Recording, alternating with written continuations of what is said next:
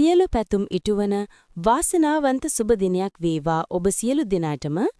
අද දින දිනුම් මදිනු ලැබූ සුබ දවසක් ලොතරැයියේ ජයග්‍රාහී අංක වෙන්න. අද 2026 ජනවාරි මාස පළමු වන බ්‍රහස්පතින්දා.